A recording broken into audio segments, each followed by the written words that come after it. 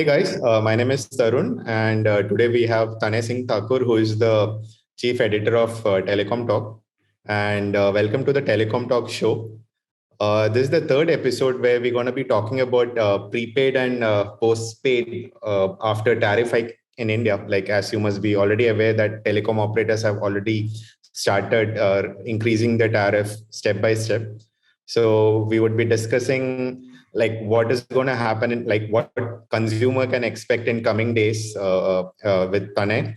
And Tanay, the first question to you is that like what's going to happen? Like, what do you see? Like, whether operators are going to increase postpaid tariff in coming days? Like, what's your sources are saying? So hey Tarun, glad to be joining again.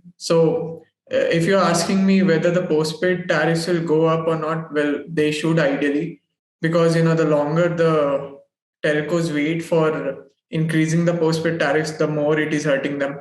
It doesn't make sense for them to just hike the prepaid tariffs. I'm sure that they must be working in the background for finding the perfect postpaid tariff, right? And the thing is, the ARPU gains that will come when the postpaid tariffs go up, those will be phenomenal. Even though postpaid subscribers are way less in percentage when it is compared to the prepaid subscribers, the ARPU with the postpaid services is just phenomenal for the telecom operators.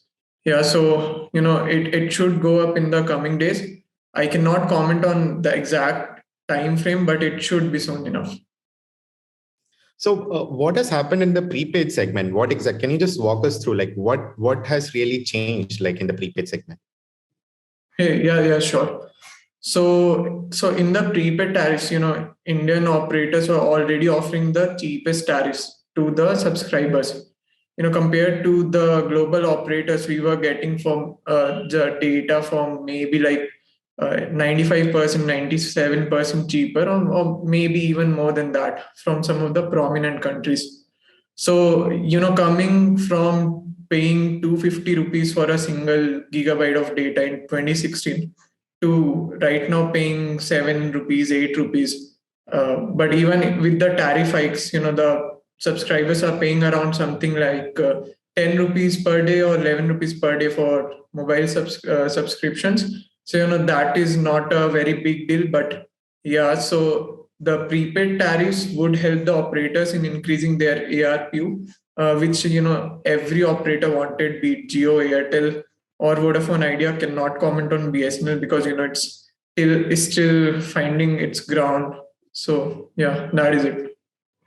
So, are you trying to say that BSNL has not increased its prepaid tariff, like comparing with Airtel, or Vodafone, or Jio?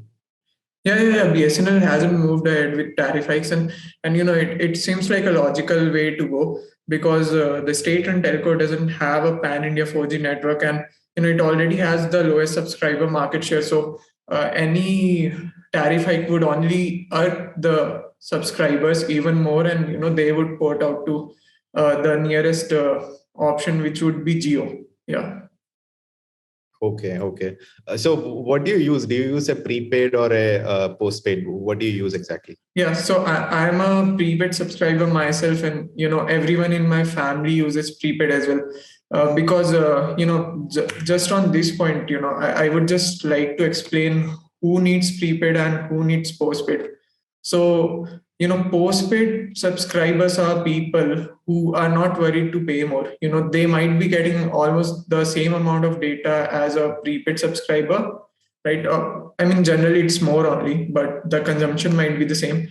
The thing with postpaid subscribers is that they want a seamless experience with their mobile networks, and I'm not just talking about the speeds and all. It's also about paying for the services through a single bill, right? Don't need to worry about data consumption or SMS consumption.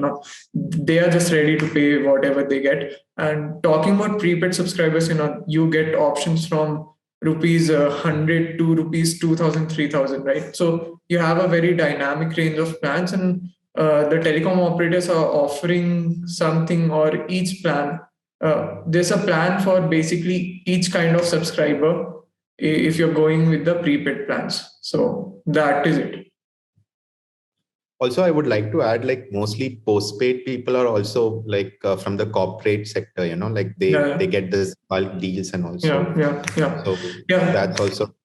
Yeah, that is true. So I read in a report like it said Airtel had maybe more than 50% of its subscribers as corporate customers. So corporates they do give mobile subscriptions, mobile numbers to their employees, and it makes sense for them to go with the postpaid option because they don't want their employees to be worried about the amount of data that they're consuming because it's for work purpose, right? So postpaid makes more sense for the corporates, and corporates are not worried about, like I said, spending money. So they just want a seamless experience, and Airtel has been one of the best operators in doing that.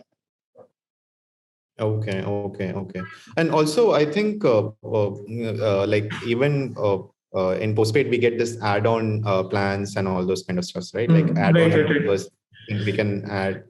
Yeah. Yeah. So that is also a very big convenience, right? So as I mentioned, postpaid subscribers don't need to pay separate bills for each and everything. So almost every telecom operator offering postpaid subscriptions allow users to pay more and get additional subscriptions, additional SIM cards for under a single bill, and that is for a nominal cost. So like you have a family for four. Now there's a plan from Airtel, Geo, and Vodafone Idea all, so you can go for these family plans and pay for each and everyone for be it data, unlimited voice calling, or SMSs. So it all comes under a single bill, and you don't need to worry about paying separately for all of them.